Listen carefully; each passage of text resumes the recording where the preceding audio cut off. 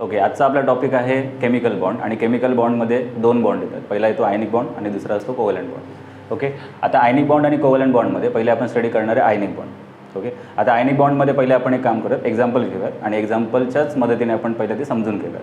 आता आयनिक बॉन्डमध्ये एक्झाम्पल आपण कोणाचं घेतलं आहे तर NaClचं. बरोबर, आता NaCl म्हणजेच काय, सोडियम क्लोराईड.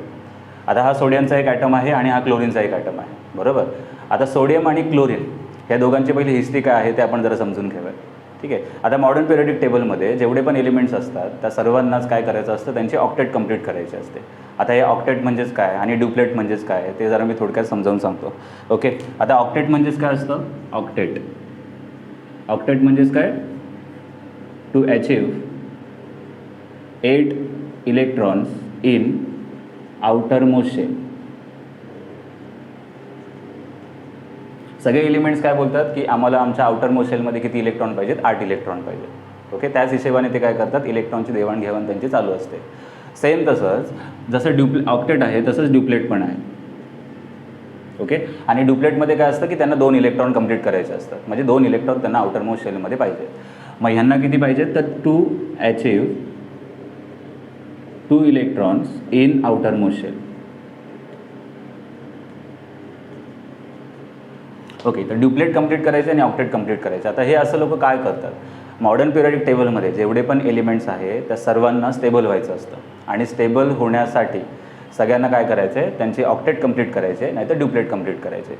ओके, आता ड्युप्लेट कोण कंप्लीट करतं, हायड्रोजन जो आहे तो काय करतो, त्याची ड्युप्लेट कंप्लीट करतो. जसं एक्झाम्पल मी याच्यामध्ये घेतलं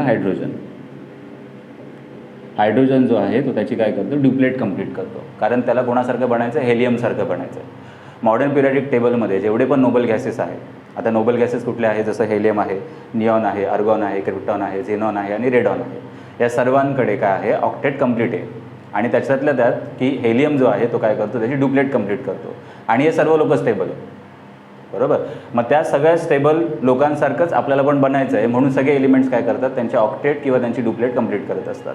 ओके, मग ऑक्टेट आणि ड्युप्लेटचा इथे मिनिंग समजला असेल. आता ऑक्टेट म्हणजेच काय, 8 इलेक्ट्रॉन पाहिजेत आणि ड्युप्लेट म्हणजेच किती इलेक्ट्रॉन पाहिजेत, 2 इलेक्ट्रॉन. बरं, असे इलेक्ट्रॉन भेटल्यानंतर काय होतं तर सगळे स्टेबल होतात आणि सगळ्यांना स्टेबिलिटीज पाहिजे. बरोबर, आपण पण जे काम करतो ते कशासाठी करतो तर स्टेबल होण्यासाठी करतो. सेम तसंच हे जेवढे पण एलिमेंट्स आहेत त्यांना स्टेबल व्हायचं आहे आणि स्टेबल व्हायचं आहे म्हणूनच काय करतात, ते त्यांचं ऑक्टेट कंप्लीट करतात किंवा मग त्यांची ड्युप्लेट कंप्लीट करतात. ओके, तर ड्युप्लेटसाठी मी सांगितलं हायड्रोजन आहे आणि बाकीचे सर्व एलिमेंट काय करतात, ऑक्टेट कंप्लीट करण्याचा प्रयत्न करतात. मग परत आपल्या टॉपिककडे जाऊया. टॉपिक काय होता आपला, आयनिक बॉन्ड. त्याच्यामध्ये आपण एक्झाम्पल कोणाचं घेतलं आहे, NaClचं घेतलेलं आहे. आता Na पण एक ॲटम आहे, Cl पण एक ॲटम आहे. आता Na मी विचारलं की बाबा तुझ्याकडे इलेक्ट्रॉन्स किती आहेत, तर तो बोलतो माझ्याकडे जे इलेक्ट्रॉन्स आहेत ते आहेत 11 इलेक्ट्रॉन. मग टोटल नंबर ऑफ इलेक्ट्रॉन याच्यामध्ये जे टोटल इलेक्ट्रॉन्स आहेत सोडियमकडे ते किती आहेत, 11 इलेक्ट्रॉन्स आहेत. आणि क्लोरीनला विचारलं तर क्लोरीन काय बोलतोय, टोटल इलेक्ट्रॉन त्याच्याकडे किती आहेत तर 17 इलेक्ट्रॉन्स आहेत. मग आता सोडियमकडे आहेत 11 इलेक्ट्रॉन्स आणि क्लोरीनकडे आहे 17 इलेक्ट्रॉन. आता हे जे इलेक्ट्रॉन्स आहेत ते आपल्याला काय करायचे, शेलमध्ये बसवायचे. आता हे शेल काय असतं, शेल म्हणजेच काय, न्यूक्लियसच्या आजूबाजूला जे सर्क्युलर शेपमध्ये जे पाथ आहे, सर्क्युलर पाथ आपण बोलूयात त्याला, त्या सर्क्युलर पाथलाच आपण काय बोलतो, ऑर्बिट्स बोलतो किंवा त्याला शेल बोलतात. तर असे किती शेल असतात तर पहिला शेल असतो के शेल, म्हणजेच हा. आता इथे जे आहे ते शेल आपल्याला दिसतातच. हा झाला न्यूक्लियस. बरोबर, तर हा झाला तुमचा फर्स्ट शेल के शेल, हा झाला तुमचा L शेल आणि हा झाला M शेल. ठीक आहे, अजून एक शेल असतो पण आपल्याला इथे त्याची गरज नाही आहे म्हणून मी दाखवला नाही. चौथा जो शेल असतो तो असतो N शेल, पण त्याची इथे गरज नाही आहे म्हणून मी दाखवलं नाही आहे. आता इथे या ॲटममध्ये पण पहिला शेल कुठला असणार आहे, के शेल असणार आहे, दुसरा कुठला असणार आहे L आणि तिसरा कुठला असणार आहे M शेल. अजून एक शेल असतो N शेल, तो आपण इथे दाखवला नाही आहे कारण त्याची गरज नाही आहे. ओके, आता ह्या शेलची पण एक कॅपॅसिटी असते. जसं फॉर एक्झाम्पल के शेलमध्ये K, L, M आणि N या चौघांची काहीतरी कॅपॅसिटी, म्हणजेच काय, कॅपॅसिटी म्हणजेच काय की त्यांना जे इलेक्ट्रॉन्स लागतात, ठीक आहे, त्याची पण काहीतरी मर्यादा असते. जसं के शेलमध्ये फक्त 2च इलेक्ट्रॉन बसू शकतात. बरोबर, L शेलमध्ये किती इलेक्ट्रॉन बसू शकतात, 8 इलेक्ट्रॉन बसू शकतात. M शेलमध्ये किती इलेक्ट्रॉन बसू शकतात तर 18 इलेक्ट्रॉन बसू शकतात. आणि N शेलमध्ये किती इलेक्ट्रॉन बसू शकतात तर 32. ही झाली त्या शेलची कॅपॅसिटी. केवाला काय बोलतो आहे की मला फक्त 2 इलेक्ट्रॉन पाहिजे, Lवाला बोलतो आहे मला फक्त 8 इलेक्ट्रॉन, Mवाला जो आहे तो बोलतो मला 18 आणि Nवाला जो आहे तो बोलतो मला 32 इलेक्ट्रॉन चालतील. आता परत मी ह्यांच्याकडे गेलो सोडियमकडे. सोडियमला विचारलं की बाबा काय तुझ्याकडे इलेक्ट्रॉन्स किती आहेत, तर तो बोलतो माझ्याकडे 11 इलेक्ट्रॉन्स आहेत. आता हाच समजा सोडियमचा आयटम आहे, मग इलेक्ट्रॉन बसवणार कसे? आपल्याकडे किती इलेक्ट्रॉन्स आहेत टोटल? 11 इलेक्ट्रॉन्स आहेत, बरोबर. मग 11 इलेक्ट्रॉन बसवणार कसं? तर पहिला जो शेल आहे त्याच्यामध्ये बसणार 2च इलेक्ट्रॉन. का असं का 2च इलेक्ट्रॉन का? कारण के शेलची कॅपॅसिटी किती आहे? 2. टोटल किती होते सोडियमकडे? 11 इलेक्ट्रॉन्स. त्याच्यामधले 2 कुठे बसले? के शेलमध्ये बसले, बरोबर. म्हणजे हा सोडियमचा आयटम आहे. आपण ॲझ्युम केलं की हा सोडियमचा आयटम आहे. तर सोडियमच्या आयटममध्ये पहिला जो के शेल आहे त्याच्यामध्ये 2 इलेक्ट्रॉन बसले. आता राहिले किती खाली? तर मग 11मधून 2 मायनस करा. मग 11मधून 2 मायनस केले तर आपल्याला किती उरतात? तर 9 इलेक्ट्रॉन्स उरतात. मग 9 इलेक्ट्रॉनमधले जे बाकीचे 8 इलेक्ट्रॉन्स आहेत ते 8 इलेक्ट्रॉन्स सेकंड शेलमध्ये बसणार, बरोबर. एल शेलमध्ये. का 8च इलेक्ट्रॉन? का कारण एल शेलची कॅपॅसिटी किती आहे? 8 इलेक्ट्रॉन आहे, म्हणून मग एल शेलमध्ये 8 इलेक्ट्रॉन बसणार. आता उरले किती? आता जरा नीट बघा. पहिल्या शेलमध्ये किती इलेक्ट्रॉन बसले? 2. दुसऱ्या शेलमध्ये किती आहेत? 8. म्हणजे 2 आणि 8 किती झाले? 10 इलेक्ट्रॉन झाले. आता राहिले किती मग? फक्त आपल्याकडे टोटल होते 11 इलेक्ट्रॉन्स, त्याच्यामधले 10 तर आपण बसवून झालेले आहे. मग राहिला किती? तर फक्त एकच इलेक्ट्रॉन. मग इथे काय केलं मी? 1 इलेक्ट्रॉन असं लिहिलं, बरोबर आहे. 1 इलेक्ट्रॉन. आता एम शेलमध्ये किती इलेक्ट्रॉन आहेत? म्हणजे शेवटच्या शेलमध्ये किती इलेक्ट्रॉन आहे? 1 इलेक्ट्रॉन आहे. पण ऑक्टेट रूल काय बोलतो किंवा सोडियम काय बोलतो आहे? मला माझी ऑक्टेट कंप्लीट करायची आहे, बरोबर. सोडियम काय सांगतो आहे? ऑक्टेट कंप्लीट करायचं. आता ऑक्टेट म्हणजेच काय असतं की सगळ्यांना किती इलेक्ट्रॉन पाहिजेत? 8 इलेक्ट्रॉन पाहिजे. हा जो 8 इलेक्ट्रॉन आहे ते इम्पॉर्टंट आहे. मग सोडियम बोलतो की मला 8 इलेक्ट्रॉन पाहिजे, त्याशिवाय मी काय स्टेबल होणार नाही. त्याच्यानंतर पुढे आपण गेलो क्लोरीनकडे. मग क्लोरीनला विचारलं काय हो तुझं काय? तर क्लोरीन जो आहे तो सांगतोय की माझ्याकडे टोटल इलेक्ट्रॉन्स किती आहेत? 17 इलेक्ट्रॉन्स आहेत. बरं ठीक आहे. 17मध्ये आपल्याला इलेक्ट्रॉन बसवायचे आहेत त्या शेलमध्ये. तर शेलमध्ये पहिला इलेक्ट्रॉन कुठे? पहिले किती इलेक्ट्रॉन बसणार? के शेलमध्ये 2 इलेक्ट्रॉन, बरोबर. दुसऱ्या शेलमध्ये किती इलेक्ट्रॉन बसणार आहेत? दुसऱ्या शेलमध्ये बसणार 8 इलेक्ट्रॉन. आता 2 आणि 8 किती झाले? तर 10 इलेक्ट्रॉन झाले. म्हणजे 17मधले जे 10 इलेक्ट्रॉन्स आहेत ते केमध्ये आणि एलमध्ये बसले, बरोबर. केमध्ये 2च का? कारण त्याची कॅपॅसिटी किती आहे? 2 आहे. एलमध्ये 8च इलेक्ट्रॉन का? कारण त्याची पण कॅपॅसिटी किती आहे? 8 इलेक्ट्रॉन आहे. आता आपण उरलेले जे इलेक्ट्रॉन आहेत ते चाललो आहे आपण एम शेलकडे घेऊ. आता एम शेलमध्ये किती इलेक्ट्रॉन बसू शकतात? मॅक्झिमम बसू शकतात 18 इलेक्ट्रॉन. पण आपल्या हातामध्ये किती उरले? तर 17मधून 10 तर बसवले आपण, म्हणजे राहिले किती? 7 इलेक्ट्रॉन, 7 इलेक्ट्रॉन. आणि मग ते 7 इलेक्ट्रॉन मी काय केलं? शेवटच्या शेलमध्ये बसून घेतले, ओके. पण हा क्लोरीन जो आहे तो पण बोलतोय मला पण ऑक्टेट कंप्लीट करायचे. ऑक्टेट का कंप्लीट करायचे? कारण सगळ्यांना काय पाहिजे? स्टेबिलिटी पाहिजे. स्टेबिलिटी कधी भेटते? जेव्हा ते त्यांचं ऑक्टेट कंप्लीट करतात. हायड्रोजनच्या केसमध्ये वेगळं आहे. हायड्रोजन काय करतो? त्याची ड्युप्लेट कंप्लीट करतो आणि स्टेबल होतो. पण या दोघांना काय करायचं? या दोघांना पण त्याचे ऑक्टेट कंप्लीट करायचे. आणि ऑक्टेट कंप्लीट करण्यासाठी सोडियमला किती इलेक्ट्रॉनची गरज आहे? तर बाहेरच्या शेलमध्ये 8 पाहिजे, है ना. मग इथे काय आलं? इथे 1 इलेक्ट्रॉन जास्त आहे. आता हा सोडियम काय बोलतो जरा बघा. हा सोडियम बोलतो मला 8 इलेक्ट्रॉन पाहिजेत. क्लोरीन बोलतो मला पण 8 इलेक्ट्रॉन पाहिजेत आउटर मोस्ट शेलमध्ये. तर सोडियम बोलतो की हा इलेक्ट्रॉन. आता बघा क्लोरीनला पहिले विचारलं तर क्लोरीन बोलतो मला कसाही करून जर का 1 इलेक्ट्रॉन भेटला तर मी स्टेबल होणार आहे, बरोबर की नाही. कारण बघा ना क्लोरीनकडे बाहेरच्या शेलमध्ये किती आहेत? 7 इलेक्ट्रॉन्स आहेत. कुठून तरी 1 इलेक्ट्रॉन जर का त्याला भेटला तर 7चे किती होणार आहेत? तिथे 8 होणार आहेत. 7 + 1 किती? 8 इलेक्ट्रॉन्स होणार आहे. आणि म्हणून सोडियम काय बोलतोय? जर का हा 1 इलेक्ट्रॉन मी तुला दिला, जरा नीट बदला ऑब्झर्व करायचे.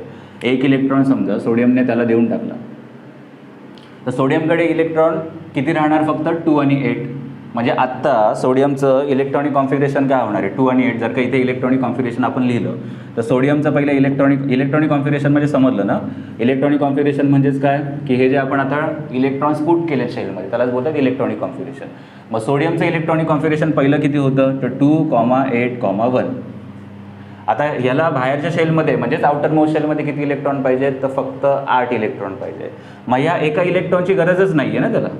मग हाच 1 इलेक्ट्रॉन त्याने काय केला आहे? क्लोरीनला दिलेला आहे. मग हा 1 इलेक्ट्रॉन समजा देऊन टाकला तर सोडियमचं काय होणार आहे? इलेक्ट्रॉनिक कॉन्फिगरेशन काय होणार? 2, 8. कळतं आहे. आणि त्याच्यानंतर क्लोरीनचं इलेक्ट्रॉनिक कॉन्फिगरेशन जे पहिलं होतं ते किती होतं? इलेक्ट्रॉनिक कॉन्फिगरेशन जर का आपण लिहिलं क्लोरीनचं तर ते होतं 2, 8, 7. बरोबर ना. आणि हा 1 इलेक्ट्रॉन जेव्हा त्याच्यामध्ये ॲड झाला तेव्हा ते इलेक्ट्रॉनिक कॉन्फिगरेशन किती झालं? तर 2, 8, 8. आता जरा तुम्ही नीट ऑब्झर्व केलं इथे तर याच्यामध्ये आपल्याला सोडियम जो आहे त्याच्या आउटर मोस्ट शेल जी आहे त्याच्यामध्ये 8 इलेक्ट्रॉन दिसतात.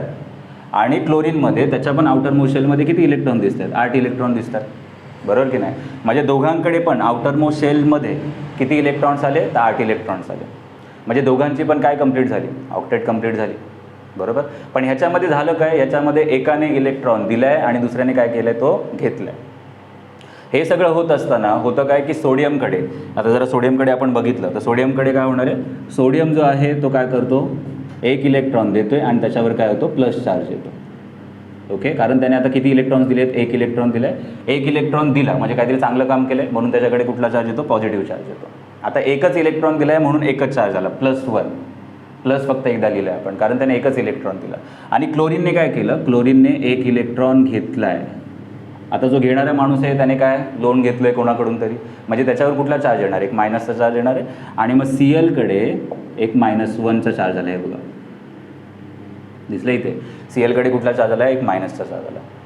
म्हणजे सोडियमने काय केलं, एक इलेक्ट्रॉन दिला, क्लोरीनने काय केलं, एक इलेक्ट्रॉन घेतला आहे. ओके, सोडियमपासून काय बनलं, Na+ आणि CLपासून काय बनलं, Cl-. ओके, मग बस आता आयनिक बॉन्ड बनणार कसं जरा ते आपण बघूया. ओके, इथपर्यंत कळालं असेलच. आता ह्याच्या पुढे आयनिक बॉन्ड जो आहे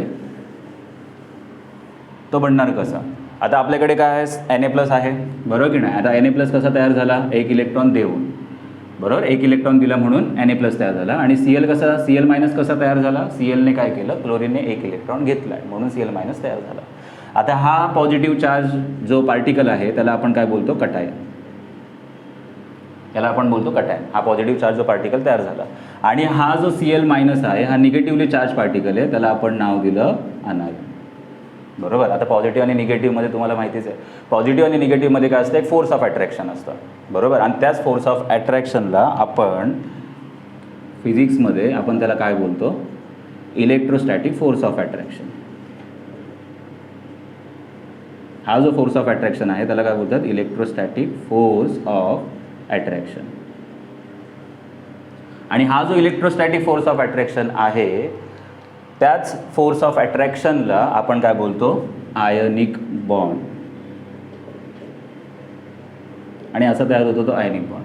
आयनिक बॉन्ड म्हणजेच बॉन्ड नाही आहे, तर तिकडे काय एक फोर्स ऑफ अट्रॅक्शन आहे. आणि ते कोणामध्ये फोर्स ऑफ अट्रॅक्शन असतं, तर एक पॉझिटिव्हली चार्ज स्पीशीज तयार होते आणि ती आहे Na+, आणि एक निगेटिव्हली चार्ज स्पीशीज तयार होते, ती आहे Cl-. बरं, तयार कशी झाली, तर सुरुवात कुठून झाली, तर ऑक्टेट आणि ड्युप्लेटपासून, बरोबर. सगळ्यांनाच काय करायचं आहे, त्यांचे ऑक्टेट कंप्लीट करायचे.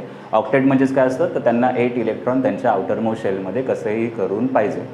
मग 8 इलेक्ट्रॉन जर का पाहिजे असतील तर ते काय करतात, इलेक्ट्रॉनना कधी कधी देतात, कधी कधी ते घेतात. जसं फॉर एक्झाम्पल Naने काय केलं, त्याचा इलेक्ट्रॉन दिला आणि Clने काय केलं, तो इलेक्ट्रॉन घेतला. आता जो देणारा आहे तो चांगलं काम करतो आहे म्हणून त्याच्यावर पॉझिटिव्ह चार्ज येतो. आणि जो Cl आहे तो काय करतो आहे, इलेक्ट्रॉन घेतो आहे म्हणून त्याच्याकडे निगेटिव्ह चार्ज आला. आणि अशा प्रकारे काय झालं, इथे पॉझिटिव्हली चार्ज स्पीशीज तयार झाली, त्याला आपण बोलतो कटायन. आणि इथे निगेटिव्हली चार्ज स्पीशीज तयार झाली, त्याला आपण बोलतो अनायन. दोघांमध्ये पण काय, पॉझिटिव्ह आणि निगेटिव्हमध्ये आपल्याला माहिती आहे एक फोर्स ऑफ अट्रॅक्शन असतो.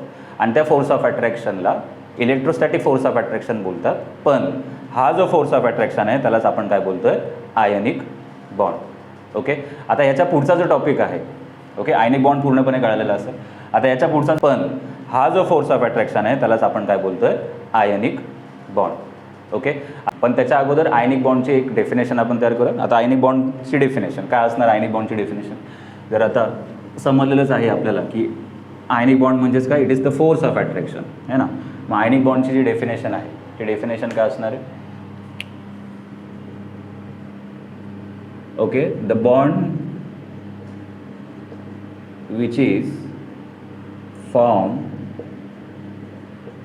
Due to transfer of electron, है ना. ट्रान्सफर ऑफ इलेक्ट्रॉन म्हणजेच काय झालं, याच्यामध्ये एकाने इलेक्ट्रॉन दिला त्याच्यामुळे तो पण स्टेबल झाला, कारण त्याच्या आउटरमोस्ट शेलमध्ये 8 इलेक्ट्रॉन्स आले, बरोबर की नाही. सोडियमने जेव्हा एक इलेक्ट्रॉन दिला त्याच्याकडे आउटरमोस्ट शेलमध्ये किती इलेक्ट्रॉन राहिले, 8, आणि तो पण स्टेबल झाला. आणि जो घेणारा आहे तो पण काय झाला, स्टेबल झाला. म्हणजे याच्यामध्ये काय झालं, the bond which is form by the transfer of electron. जेव्हा एक ॲटम दुसऱ्या ॲटमला इलेक्ट्रॉन ट्रान्सफर करतोय, देऊन टाकतोय, तेव्हा जो बॉन्ड तयार होतो त्या बॉन्डला आपण काय बोलतो, आयनिक बॉन्ड. आता ह्याच्यानंतरचा जो टॉपिक आहे तो आहे कोव्हॅलंट बॉन्ड.